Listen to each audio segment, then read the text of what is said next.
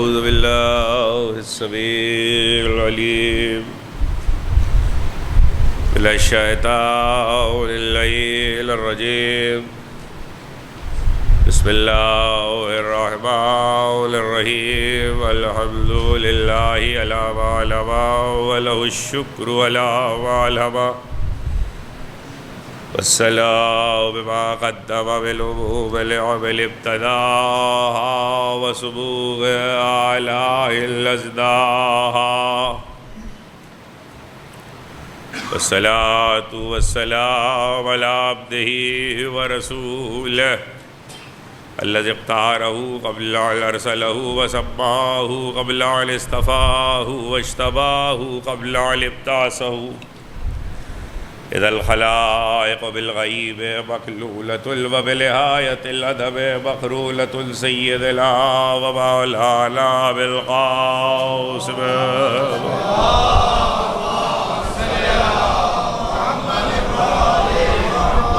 وآل بيته الطيبين الطاهرين المعصومين المظلومين الذين أذهب الله المبرس وطهرهم تطهيرا.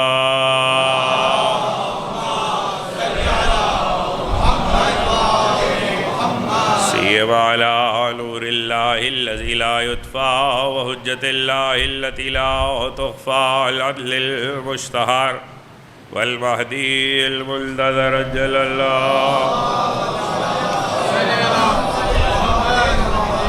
والعنة الدائمة الباقية على أعدائهم ومنكر فضائلهم وغاصب حقوقهم أجمعين من يوم ظلمهم إلى يوم الدين.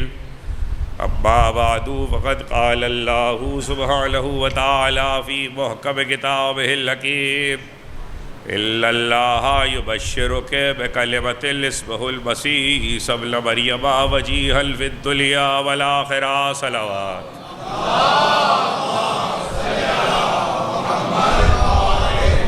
ایک مرتبہ اور صلوات بھیج دیجئے بل اللہ آواز.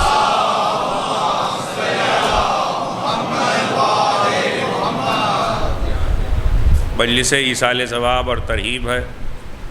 میں ابھی ممبر تک آ رہا تھا تو مرحومہ کے فرزند نے اور بالیہ مجلس نے مجھے ایک خاص پیرائے سے گفتگو کا حکم دے دیا. اس لیے تمام تر ارادے کو تبدیل کر کے اور ایجنڈا بدل کے میں نے یکسر مختلف گفتگو کے لیے اس وقت کتاب خدا کی جس آئے وافی ہدایہ کو سرنامہ بیان میں تلاوت کرنے کا شرف حاصل کیا. وہ ایک ماں اور ایک بیٹے کی شان میں. اور چونکہ ماں کے ایصال ثواب کی مجلس ہے اس لیے مملکت پاکستان میں رہنے والوں کو یہ بات یاد دلا دوں کہ اس مملکت پاکستان کا تصور جس ہستی نے پیش کیا حضرت حکیم الامت شاعر مشرق علامہ اقبال رحمۃ اللہ تعالی علیہ، اور پھر اسے حضرت قائد اعظم رحمۃ اللہ علیہ نے سچ کر دکھایا. جن لوگوں نے علامہ اقبال کو پڑھا ہے، جنہوں نے نہیں پڑھا انہیں چاہیے کہ پڑھے. یہاں میرے بہت سے ایسے احباب بیٹھے ہیں جو میری اس تقریر کے گواہ ہو گئے کہ میں نے کالی کوٹھی کے عشرے میں کچھ برس قبل یہ تجویز مملکت پاکستان کے ارباب اقتدار کو پیش کی تھی کہ 2 چیزوں کو سلیبس میں پڑھائیں. ایک اقبال، ایک قائد اعظم. اور کیا پڑھانا ہے؟ ان کے اشعار، ان کے فرمودات، ان کے خطوط، اور اب سب چھپ چکا ہے، سب موجود ہے تاکہ نسلوں کو کچھ پتہ چلے. تو اب آپ سوچ رہے ہوں گے کہ اس وقت میں نے یہ ذکر کیوں چھیڑ دیا. اس لیے چھیڑ دیا کہ جب حکیم الامت شاعر مشرق حضرت علامہ اقبال کی والدہ کی رحلت ہوئی تو انہوں نے ایک تعزیتی نظم اپنی ماں کے لیے کہی. اس کا ایک شعر سنانا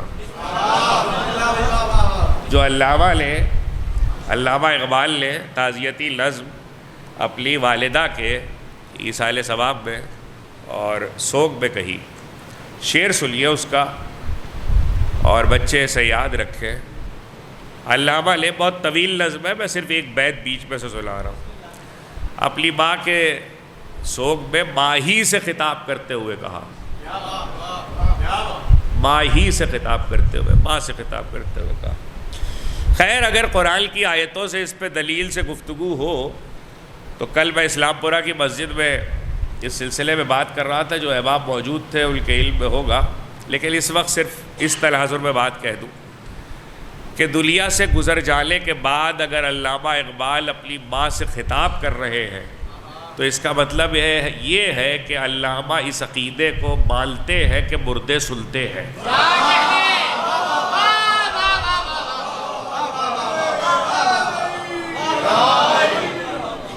ایک سلامات بھیج دیجئے بل اللہ آواز سے۔ بہت دیر مجھے آپ کو نہیں روکنا، لیکن بس جتنی دیر بھی گفتگو ہو جائے۔ تو اب شعر سنیے جو بیت انہوں نے کہی، تخم جس کا تو ہماری کشت جاں میں بو گئی، تخم بیج، کشت فصل، جال یہ زندگی اور جال کی فصل۔ ماں سے کہہ رہے ہیں تخم جس کا تو ہماری کشت جاں میں بو گئی، بڑھتے بڑھتے وہ محبت اور محکم ہو گئی۔ مجھے نہیں معلوم، رکھ لیجئے بیٹا اس کو بند کر لیجئے، مجھے نہیں معلوم، بند کر لے موبائل بند کر لے، مجھے نہیں معلوم کہ کس کا ذہن یہاں تک پہنچا اور کس کا ذہن۔ صلوات بھیج دیجئے محمد، آئیے قبلہ تشریف لائیے۔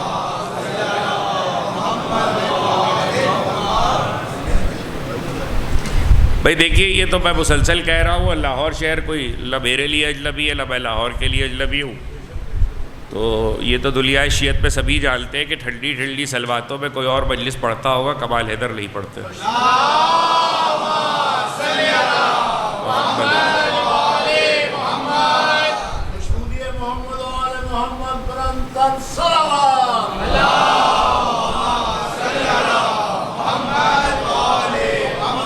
چونکہ مالیہ مجلس کا حکم ہے، اس لیے میں ایک فقرہ کہہ دوں اپنی ایک بہت پرانی تقریر سے مستعار لے کر، جب میں نے درود کی بات کہی دی ہے۔ ہم اس سے بحث نہیں ہے کہ کس مسلک کے لوگ درود پڑھتے ہیں اور پڑھ رہے ہیں، مسئلہ یہ ہے کہ ملت مسلمہ کے تمام فرقوں میں عمومی طور پر درود کو رسم سمجھ کے پڑھا جاتا ہے، لیکن قرآن کی آیت اِنَّ اللَّهَ وَمَلَائِكَتَهُ يُصَلُّونَ عَلَى النَّبِيِّ کے بعد میرا فقرہ میری نسلیں یاد رکھے، درود رسم نہیں ہے، حیات مصطفیٰ کا اعلان ہے۔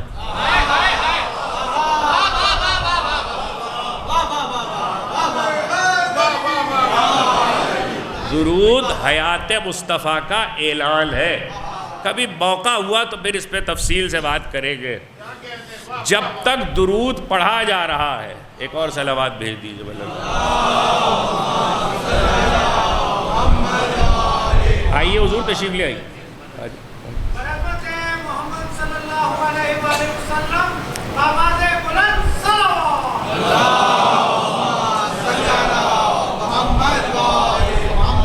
جب تک درود پڑھا جا رہا ہے، اور ہمارے پاس بہرحال مختلف مسالک میں مختلف طریقے سے حدیثیں موجود ہیں، بہت سی حدیثیں آپ نے سنی ہوگی، لیکن مجھے ایک چونکہ بہت اس سلسلے میں تواتر کے ساتھ بیان کرتا ہوں کہ ختمی مرتبت کا یہ ارشاد ہے، جب مجھ پر درود بھیجو تو بلند آواز سے بھیجا کرو، صلی علی۔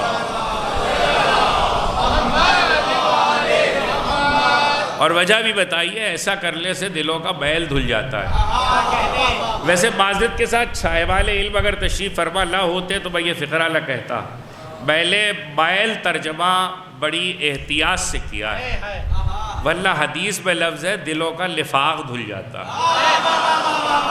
صلوات بھیجے محمد و آل محمد۔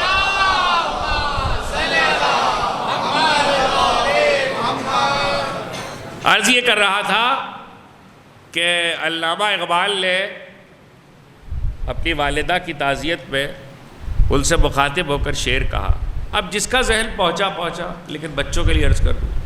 تخم جس کا تو ہماری کشت جاں میں بو گئی, بڑھتے بڑھتے وہ محبت اور محکم ہو گئی. اس شعر سے کچھ پتہ چلا ہو نہ پتہ چلا ہو, ایک بات پتہ چل گئی, کوئی محبت ایسی ضرور ہے جس کا بیج ماں بوتی ہے.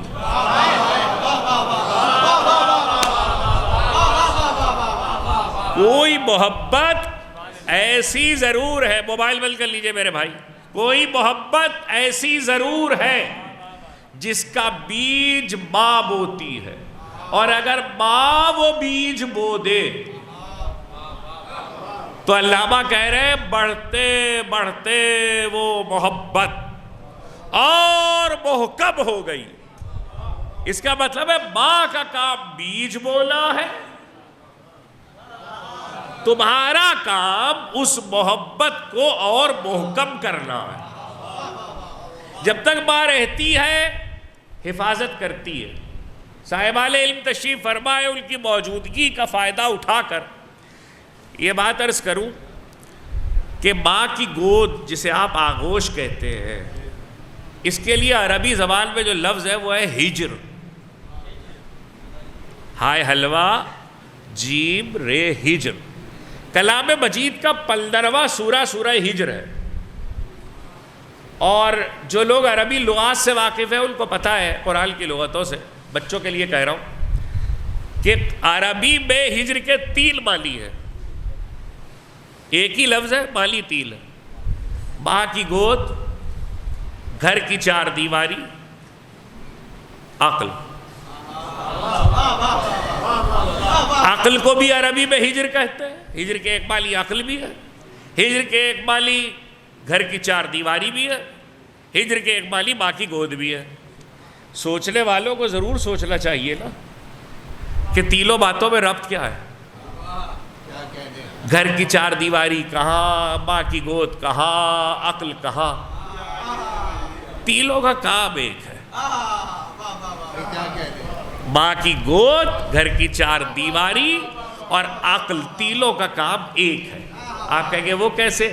عقل نظریات کی حفاظت کرتی ہے, گھر کی 4 دیواری وکیلوں کی محافظ ہے, ماں کی گود بچے کے عقیدے کی محافظ. صلوات بھیجیے بھائی اللہ واسطہ.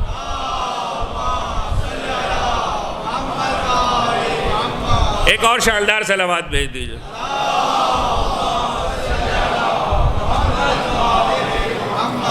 اب ذرا سا ایک پہلو, پہلے آیت پڑھی اور مجھے حکم دیا گیا اس لیے پڑھی ہے, اور وہ آیت پڑھی ہے جس میں اللہ کے فرشتے اللہ کی طرف سے ایک نبی خدا کی ماں کو نبی خدا کے آنے سے پہلے بشارت دے رہے ہیں. اور بشارت کیا دے رہے ہیں؟ اِلَّا اللَّهَ يُبَشِّرُكَ بِكَلِمَةٍ اسمہ المسیح. مریم, اللہ تمہیں بشارت دیتا ہے ایک کلمے کی, بیٹے کی نہیں. مجھے معاف کیجئے گا, ظاہر لفظ کے ترجمے کو محفوظ کیجئے. ایک کلمے کی بشارت دیتا ہے, بیٹے کی نہیں. قرآن ہے اِلَّا اللَّهَ يُبَشِّرُكَ بِكَلِمَةٍ, اللہ ایک کلمے کی بشارت دیتا ہے. اسمہ المسیح, اس کا نام مسیح ہے. عیسی ابن مریم, مریم وہ عیسیٰ ہے اور تمہارا بیٹا ہے. وجیہا فی الدنیا والآخرہ, وہ دنیا میں بھی وجیح ہے اور آخرت میں بھی وجیح ہے. ایک کلمے کی بشارت دیتا ہے اللہ تمہیں. مریم سے گفتگو ہو رہی ہے اور جس کی بشارت دی جا رہی ہے وہ ہے مریم کا بیٹا. بشارت کس کی ہے؟ اولاد کی. قرآن مجید میں 2 بشارتیں تو کم سے کم اولاد کی موجود ہیں. ایک جگہ ایک بیٹے کی بشارت ہے ایک ماں کو، اور دوسری جگہ ایک بیٹے کی بشارت ہے ایک باپ کو۔ توجہ کیجیے گا، ایک بیٹے کی بشارت ہے ایک ماں کو، اور دوسری جگہ ایک بیٹے کی بشارت ہے ایک باپ کو۔ اللہ یبشرک بیحییٰ، اللہ تمہیں، یہ زکریا کو بشارت ہے، یحییٰ کی بشارت دیتا ہے۔ جا کے قرآن دیکھ لیجئے، قرآن نے بڑی وضاحت کی ہے کہ وہ بشارت کس وقت دی گئی ہے، وقت کون سا ہے۔ وَهُوَ قَائِمٌ يُصَلِّي فِي الْمِحْرَابِ، زکریا محراب میں کھڑے نماز پڑھ رہے ہیں یا پڑھ رہے تھے، دوران نماز بشارت دی گئی۔ حدیث تو نہیں سنا رہا میں آپ کو، قرآن ہے۔ دوران نماز بشارت دی گئی، نماز پڑھ رہے تھے زکریا۔ اس پر بحث نہیں ہے کہ کس وقت کی نماز تھی، لیکن یہ بات طے ہے کہ قرآن نے کہا نماز پڑھ رہے تھے، اور نماز میں بشارت دی فرشتوں نے آ کر۔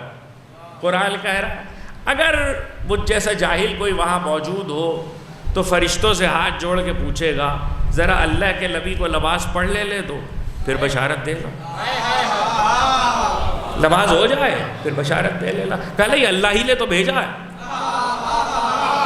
تاخیر کریں گے تو ہم خطا کریں گے، تو بشارت تو ابھی دے لی ہے، تو مجھے کچھ اجازت ہے کچھ کہنے کی۔ فرشتے آ کر اللہ کے حکم سے بشارت دیتے ہیں زکریا کو اولاد کی، اور بشارت دے رہے ہیں نماز میں، تو ظاہر ہے کچھ کہہ رہے ہیں نا، تو زکریا کی نماز میں خلل تو نہیں پڑ رہا، نماز باذ اللہ خلل میں تو نہیں آ رہی، خراب تو نہیں ہو رہی۔ تو اگر فرشتوں کی بشارت سے زکریا کی نماز خراب نہیں ہو رہی، خلل نہیں پڑ رہا، تو حالت نماز میں انگوٹھی دینے سے علی کی نماز میں خلل کیسے؟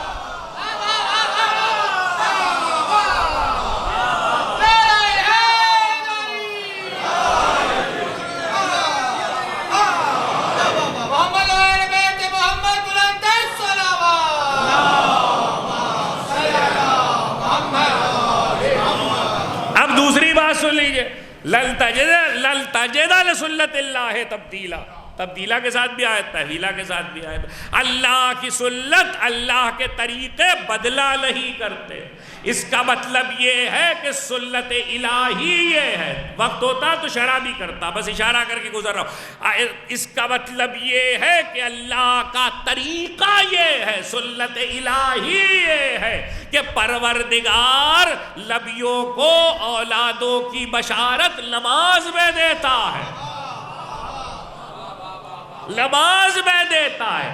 اب یہ عجیب بات ہے کہ میرے بچے اگر مجھ سے پوچھ لے، ہم نے تو آج تک لفظ سنت رسول سنا ہے، سنت رسول، سنت پیغمبر، سنت انبیاء، آپ کہہ رہے سنت الہی بھی ہے، یہاں سنت الہی بھی ہے، سنت رسول ہے سجدہ، سنت الہی ہے درود، صلوات بھیجے محمد و آل محمد۔ جو اہل بیت سے رنجش کی بھول کرتا ہے، جو اہل بیت سے رنجش کی بھول کرتا ہے، ہزار سجدے کرے سب فضول کرتا ہے، اور جو آل محمد پہ بھیجتا ہے درود، جو آل محمد پہ بھیجتا ہے درود، خدا اسی کی عبادت قبول کرتا ہے۔ اگر اللہ کی سنتوں کو قرآن سے گلوایا جائے تو بہت تفصیل ہے۔ سنت کا مطلب کیا؟ وہ کام جو اللہ کر رہا، اللہ کر رہا ہے، اور اس لیے آپ سے کہا گیا ہے کہ کیجئے۔ تو چونکہ شان رسالت کے باب میں مجھے حکم ہے، اس لیے میں ایک فقرہ کہہ رہا ہوں اور اسے میرے بچے یاد رکھیں۔ کبھی آپ نے قرآن کے اس لفظ پہ غور کیا؟ جو نماز آپ پڑھ رہے ہیں وہ بھی صلاۃ ہے، اور جو درود اللہ بھیج رہا ہے وہ بھی صلاۃ ہے۔ دونوں کے لیے قرآن میں لفظ ایک ہی ہے۔ یہاں سے جا رہی ہے تو نماز ہے، وہاں سے آ رہا ہے تو درود ہے۔ لفظ تو ایک ہی ہے، اِنَّ اللَّهَ وَمَلَائِكَتَهُ يُصَلُّونَ، اسی یصلون کے لفظ کے ساتھ، صلاۃ کے لفظ کے ساتھ آپ کہیں نماز کا ترجمہ کر رہے ہیں، کہیں آپ درود ترجمہ کر رہے ہیں. پتہ چلا کہ ترجمہ لفظوں سے نہیں ہوتا، جس کے باب میں آیت آئے اس کا اسٹیٹس دیکھ کے ہوتا ہے. صلوات بھیجے محمد و آل محمد.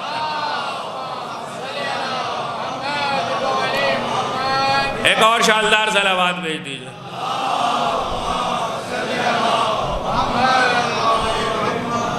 اب جب اس منزل تک آ ہی گئے، اللہ بشارت دے رہا ہے، مریم تمہیں ایک کلمے کی، بیٹا نہیں کلمہ. اللہ بیٹے کو کلمہ کہہ رہا ہے، تو کیا وہ بیٹا نہیں ہے؟ بیٹا ہے مگر کلمہ کا. اب اس مجمع میں بیٹھے ہوئے کسی بچے سے پوچھیے، بزرگوں سے معذرت، کسی بچے سے پوچھیے یہ کلمہ کیا ہوتا ہے، وہ کہے گا لا الہ الا اللہ محمد رسول اللہ. زبان سے جو آپ کہہ رہے ہیں وہی کلمہ ہے نا. ہمارے پاس کلمے کے معنی صرف ایک ہے. ملت مسلمہ میں ہم کلمہ گویوں کے پاس 73 فرقوں میں کلمے کے معنی صرف ایک ہے، اور وہ کیا ہے؟ جو زبان سے کہا جائے. اچھا گرامیٹیکلی عربی گرامر کے اعتبار سے بھی کلمے کے معنی زبان سے کہا جائے. قرآن یا زبان سے کہی جانے والی چیز کو کلمہ نہیں کہہ رہا. یہاں وجود عیسیٰ کلمہ ہے. سر سے پاؤں تک عیسیٰ کا وجود کلمہ ہے. اس کا مطلب یہ ہے کہ اللہ نے مسیح، عیسیٰ اور بیٹا تینوں لفظوں سے پہلے کلمے کا لفظ رکھ کر کچھ سمجھایا ہے ہمیں. لبی کا وجود کلمہ ہے. لبی، حالانکہ وہ قوم بھی کلمہ پڑھتی ہوگی، لا الہ الا اللہ عیسیٰ روح اللہ، ہر قوم کے پچھلی تمام امتوں کے پاس کلمہ رہا ہے، لیکن یہاں پر لفظ کلمہ نہیں ہے، یہاں پہ وجود کلمہ ہے. وجود جب کلمہ ہے تو عیسیٰ گہوارے میں ہے تو کلمہ ہے، ماں کی گود میں ہے تو کلمہ ہے، جوان ہے تو کلمہ ہے، سولی پہ لے جائے جا رہے ہیں تو کلمہ ہے. وما صلبوہ وما قتلوہ وما صلبوہ ولکن شبہ لہم کی منزل آ گئی تب بھی کلمہ ہے. یہ قرآن ہے. تو اب ہر منزل پر عیسیٰ کلمہ ہے، اس کا مطلب ہے وجود عیسیٰ کلمہ ہے. مجھے معاف کیجئے گا، اتنا کہنے کا مجھے حق ہے، اگر اسلام کے محدثین کی 73 فرقوں کی کتابیں یہ لکھے کہ مہدی کے آنے پر عیسیٰ پیچھے نماز پڑھیں گے اور مہدی نماز پڑھائیں گے، تو ہاتھ جوڑ کے صرف اتنا پوچھنا ہے وہ جو پیچھے پڑھ رہا ہے وہ کلمہ ہے، تو جو پڑھا رہا ہے اس کے بارے میں کیا رائے ہے؟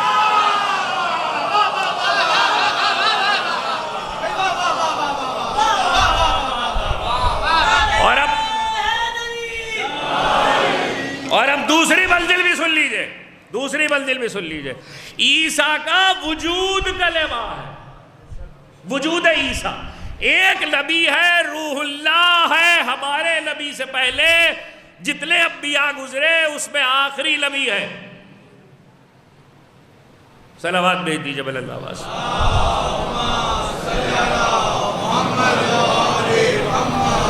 ایک اور بل اللہ واسطہ صلوات.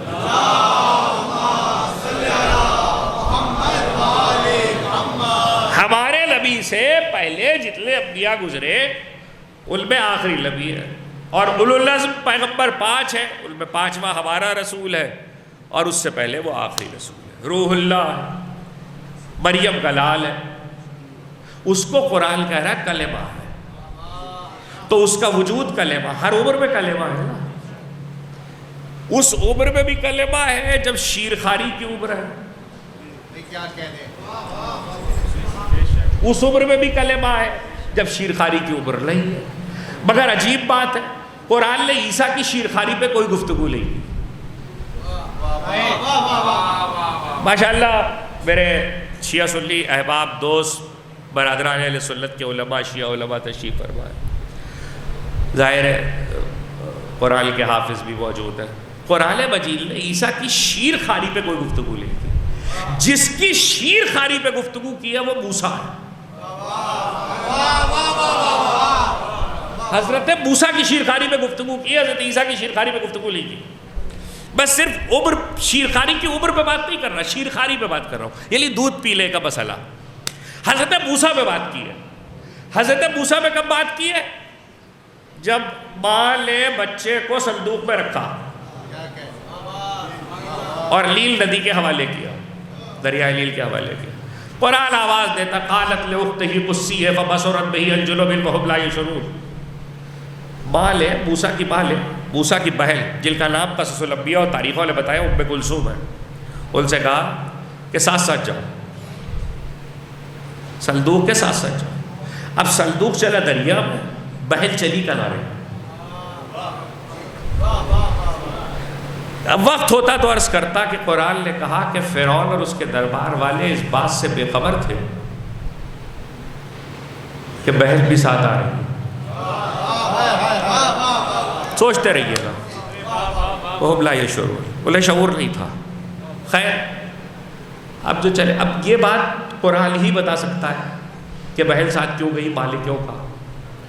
جب موسیٰ کو صندوق سے نکالا، آسیہ لے پائی باغ میں تھی جناب آسیہ جنہوں نے پالا ہے فرعون کی زوجہ، انہوں نے جب صندوق سے باہر نکالا تو دیکھا کہ بچہ بھوکا پیاسا ہے.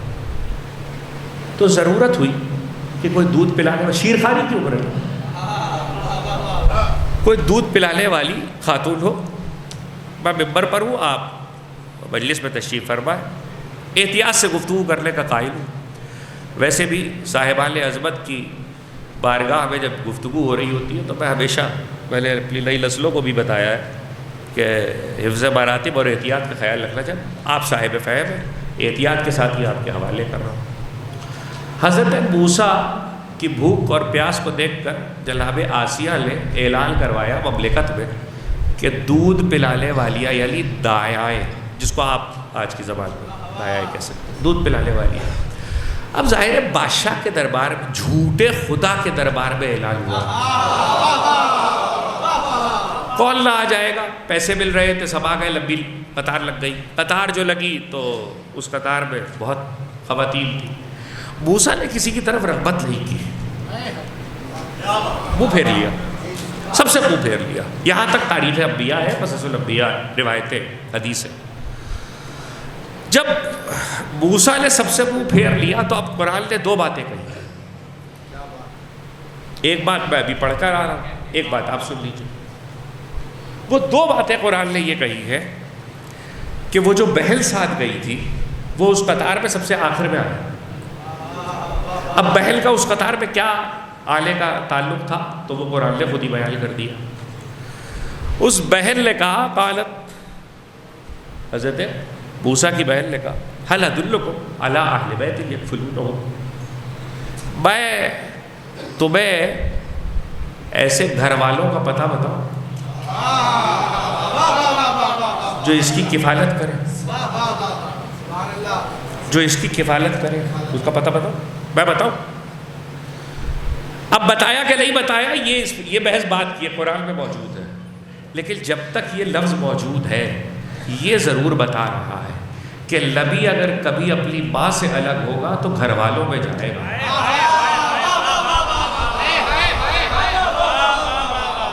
گھر والوں میں جائے گا. اب ذرا دوسری بات بھی سن لیجئے، وہ بھی قرآن ہے. اب مسئلہ یہ تھا کہ جب دایاؤں سے دودھ پلانے والیوں سے منہ موڑ لیا تو اب دودھ کون پلائے؟ تو ماں تک قرآن کا وعدہ، سورہ طٰہٰ اور سورہ قصص، وہ 20واں سورہ، وہ 28واں سورہ، جا کے تفصیل دیکھ لیجئے. ماں تک سے وعدہ کیا تھا اللہ نے، وہ لوٹا دیا ماں تک. تو شیر تو ماں کا پیا. لیکن ایک آیت قیامت تک کے لیے قرآن میں رکھی ہوئی ہے، قیامت تک کے لیے ایک آیت ہے جو حرمنا علیہ المراضع من قبل، ہم نے پہلے ہی موسیٰ پر دودھ پلانے والیاں حرام کر دی تھی، حرام کر دی تھی. ہاتھ جوڑ کے مجھے قیامت تک کے کلمہ گویوں سے یہ پوچھنا ہے جو موسیٰ پہ حرام تھا وہ مصطفیٰ پہ حلال کیسے ہوا؟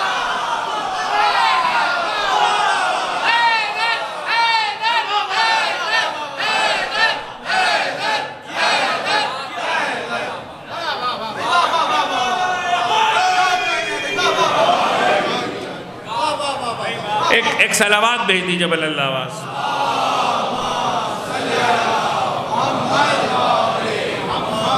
تو میں عرض یہ کر رہا تھا، بات آگے بڑھ گئی، میں عرض یہ کر رہا تھا کہ شیرخواری موسیٰ کی بیان ہوئی ہے، عیسیٰ کی، لیکن قرآن نے کہا عیسیٰ کلمہ ہے.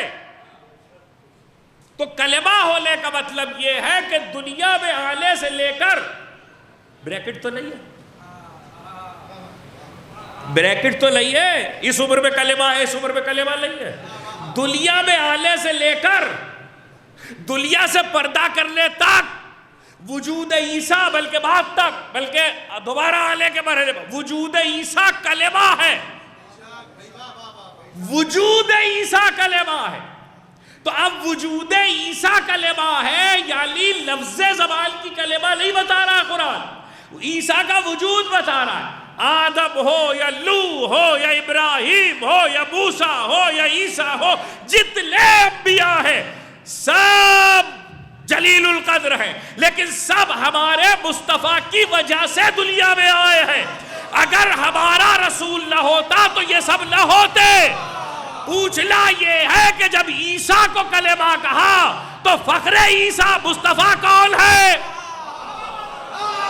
فخر عیسیٰ مصطفیٰ کون ہے؟ تو جب وہ کلمہ ہے تو یہ بدرجہ اولا وجود مصطفیٰ کلمہ ہے. تو مجھے کچھ کہنے کی اجازت ہے، وجود مصطفیٰ کلمہ ہے، سر سے پاؤں تک، اول سے آخر تک. 11-17 کی بحث میں نہیں جاتا، 12 اور 28 کی بحث میں نہیں جاتا. جب سے آئے جب تک پردہ کر گئے وجود مصطفیٰ کلمہ ہے. میں پڑھ کے مسلمان ہو جاؤں، ابو طالب پال کے کافر رہے.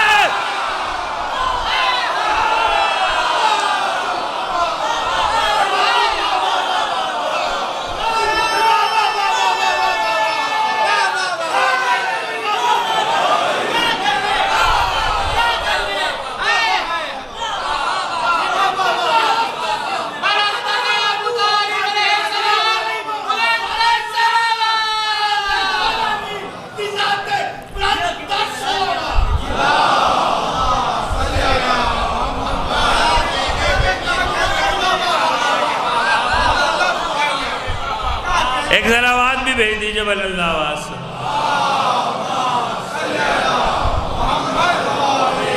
میں منزل سے قریب ہو رہا ہوں. میں نے آپ سے وعدہ کیا تھا میں زیادہ وقت آپ کا نہیں لوں گا. ذکر ہے حضرت مریم کا اور بشارت دی جا رہی ہے حضرت مریم کو. دیکھیے مجبوری ہے، میرے جو سننے والے ہیں وہ جانتے ہیں میرے مزاج کو کہ میں عمومی طور پر ممبر پہ کتابی گفتگو کرنے کا عادی ہوں. یہ الگ بات ہے کہ عام طور پر کتابی گفتگو نہیں ہوتی، لیکن میں چاہتا ہوں کہ لوگ اس طرف آئیں.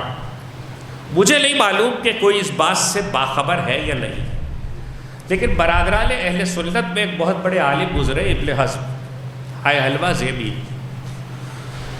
ان کے عبارت نے ایک بحث اٹھائی ہے، اور وہ عبارت یہ ہے کہ جب افضلیت پر بیویوں کی افضلیت پہ گفتگو ہوتی ہے، انبیاء پہ نہیں، کائنات کی کون سی بیوی کس سے افضل ہے، جب اس پہ بحث ہوتی ہے تو انہوں نے ایک بات لکھی ہے جو بات بہر صورت بعد میں مبحث ہو گئی، اور اس پہ بہت سولے بہت کچھ لکھا. سارے حوالے اس وقت نہیں دے سکتا، صرف ایک آدھ اشارہ کر دوں گا. وہ یہ ہے کہ کیا مریم نبی ہے یا نہیں. بھئی عیسیٰ کی ماں ہے، ٹھیک ہے، معصومہ ہے، یہ بھی ٹھیک ہے، روح اللہ کی ماں ہے، یہ بھی ٹھیک ہے، اللہ کی آیت ہے، یہ بھی ٹھیک ہے، صدیقہ بی بی ہے، یہ بھی ٹھیک ہے، یہ سب قرآن کا بتایا ہوا. لیکن کیا مریم نبی ہے کہ نہیں؟ تو علامہ ابن حزم جن کا تعلق میرے مسلک سے نہیں ہے، انہوں نے یہ دلیل دی کہ اصل میں مریم نبی ہے اس لیے کہ مریم پہ وحی ہوئی ہے. کوئی توجہ کیجئے گا، مریم پہ وحی ہوئی ہے. تو اب میں اپنے مسلک کے علماء کا فی الحال ذکر نہیں کر رہا. برادران اہل سنت میں بڑے بڑے علماء گزرے جنہوں نے علامہ ابن حزم کے اس قول سے اور اس نظریے سے اختلاف کیا, اور انہوں نے کہا کہ اگر توجہ اگر وہی ہونا لبی ہونے کی دلیل ہے,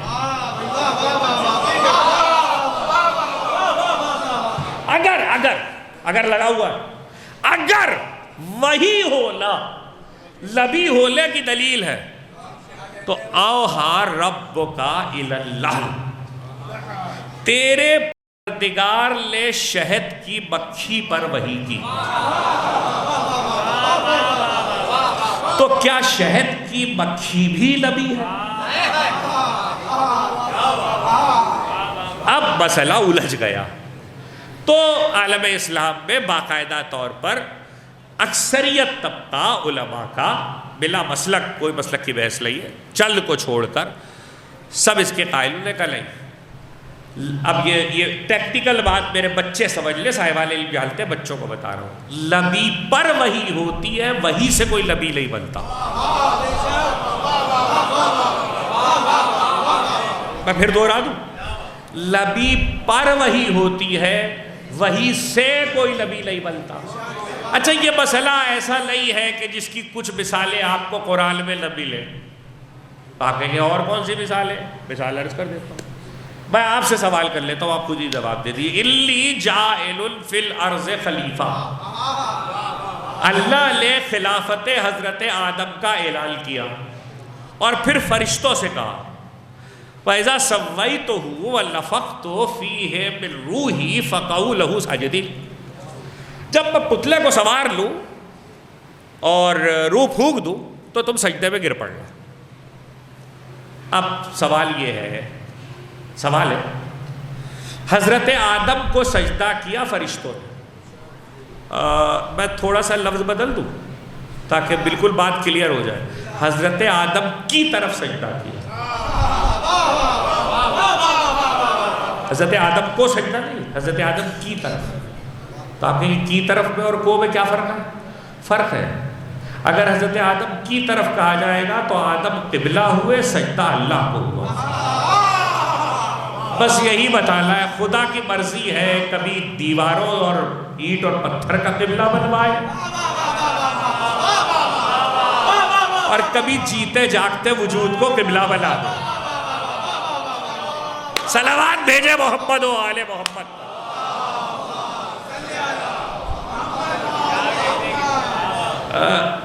سجدہ ہوا حضرت آدم کی طرف. اچھا اب جب سجدہ ہوا تو اب سوال کیا ہے؟ وہ سوال کیا تھا؟ لبی پر وحی ہوئی ہے یا وحی سے لبی بنا؟ کوئی بھی تو لگا نہیں. اکثریت نے علماء کے کہا 73 فرقوں کو کہ وحی سے لبی نہیں بنا ہے, لبی پر وحی ہوئی ہے. تو اب آپ کہیں گے اس کا اس بات سے کیا تعلق ہے؟ میں آپ سے پوچھ لیتا ہوں, فرشتوں کے سجدے سے آدم خلیفہ بنے کہ بنے ہوئے خلیفہ کی طرف سجدہ ہوا؟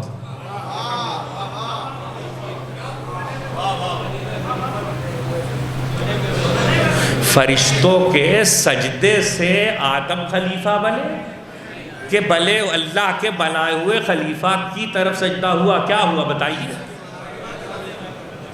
اللہ کے بنائے ہوئے خلیفہ کی طرف سجدہ ہوا, سجدوں سے آدم خلیفہ نہیں بنے. تو دو مثالیں تو ہو گئی نا. وہی سے لبی نہیں ہوتے, انبیاء پر وہی ہوتی ہے. سجدوں سے فرشتوں کے آدم خلیفہ نہیں ہوئے, اللہ کے بنائے ہوئے خلیفہ کو سجدہ ہوا. تو اتنا حق تو مجھے بھی کہنے کا ہے, سوالات کے مجمع کی بیعت سے غدیر میں علی مولا نہیں بنے, مولا کی بیعت ہوئی ہے.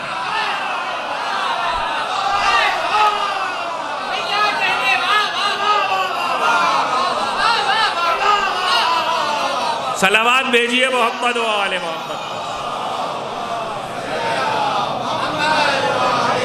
بس میں بات کو تمام کر رہا ہوں, آخری لفظ ہے.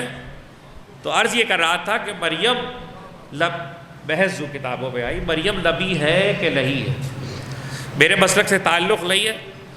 دو پکارلے کے اعتبار سے چونکہ قریب قریب ہے، اردو میں لوگ الفاظ کے اشتباہ کا شکار ہو جاتے ہیں. ایک ہے علامہ قسطلانی اور ایک ہے عسقلانی. دونوں کا اسٹیٹس الگ الگ ہے. دونوں کے یہاں مبحث موجود ہے اور تفصیلات اس وقت نہیں عرض کر سکتا. علامہ قسطلانی نے اور علامہ عسقلانی نے یہ مبحث اٹھایا اور اس پہ بات کی کہ مریم نبی ہے کہ نہیں. اب یہ جب بحث اٹھی تو یہ بہت آگے تک پہنچی کہ اگر مریم نبی ہے تو مریم کس سے افضل ہے اور مریم سے کون افضل ہے. بس اب علامہ قسطلانی کا جملہ سنیے، مجھے اجازت دیجیے، جو سمجھے گا وہ سمجھے گا. بات تمام ہو گئی، پہلے بات کو تک ختم کیا. انہوں نے لکھا کہ مسئلہ یہ ہے کہ اب جملہ سمجھے. انہوں نے کہا اگر مریم نبی بھی ہو، یہ بھی سمجھیے، اگر مریم نبی بھی ہو تب بھی زہرا اس لیے افضل ہے کہ وہ بذات مصطفیٰ.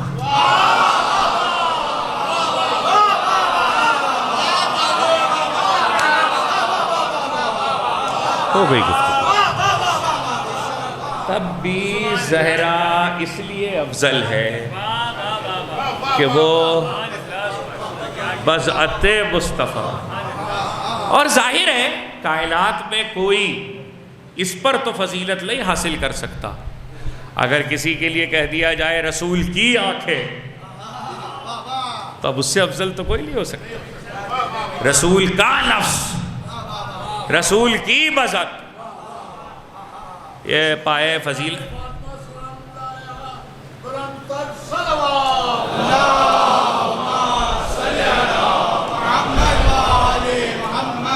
ایک شاندار صلوات بھیج دیجیے بل اللہ.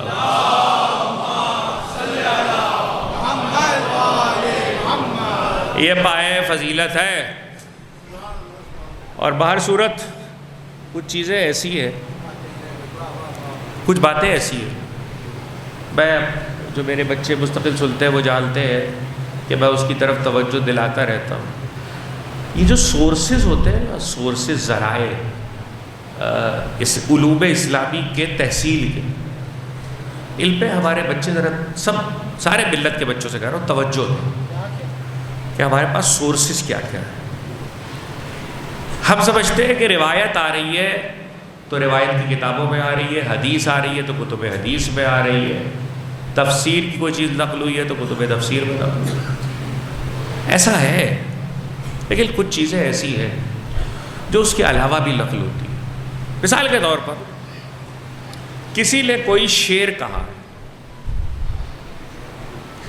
تاریخ اسلام میں کسی ہستی کا کوئی شعر ہے، ایک شعر ہے، دو شعر ہے، 5 شعر.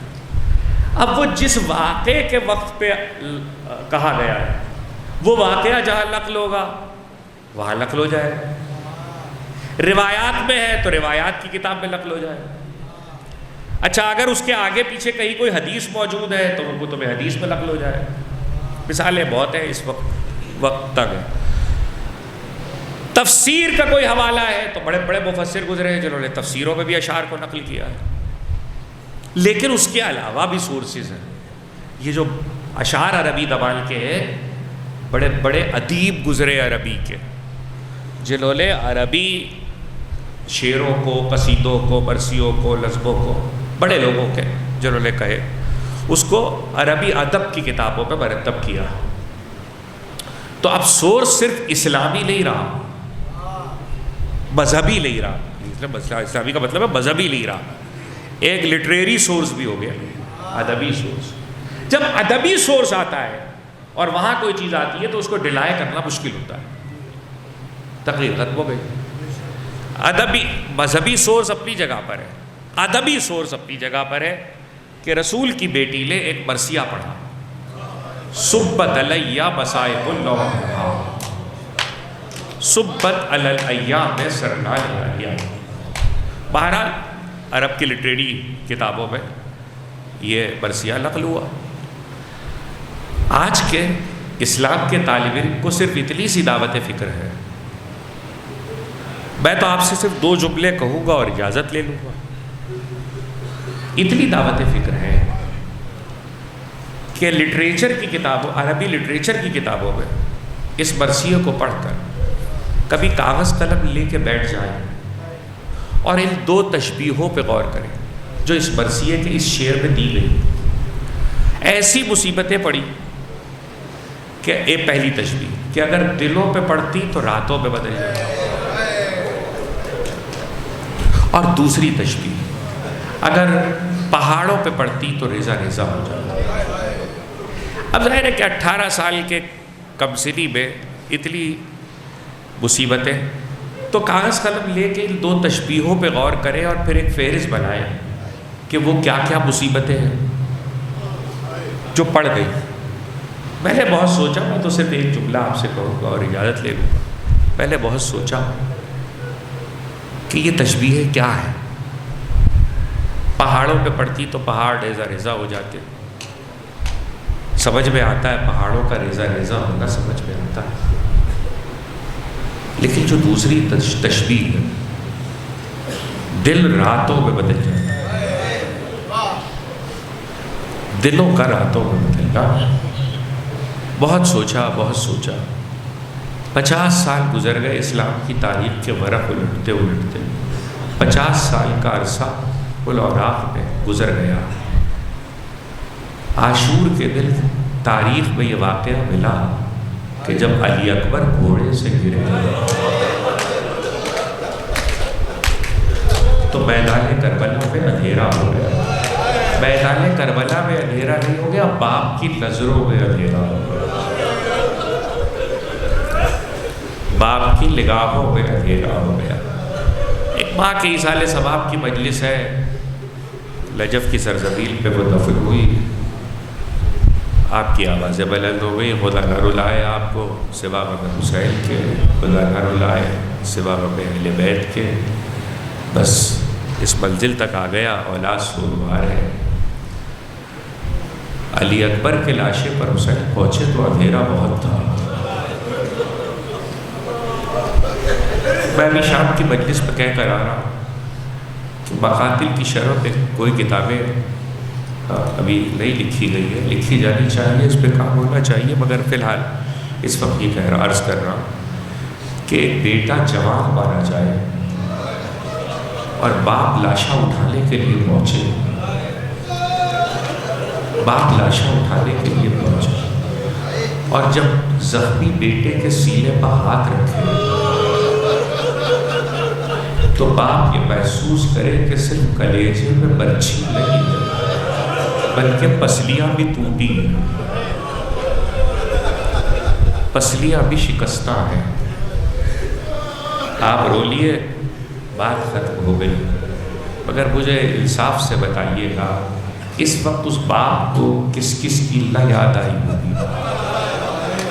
تو معلوم ہے آپ کو اس وقت بیٹے نے کیا کہا؟ سب سے پہلا فقرہ جو بیٹے نے کہا کہ کہیں میرے زخم دل دیکھ کے باپ کا دم نہ نکل جائے. بیٹے نے کہا بابا دادی زہرا آئی.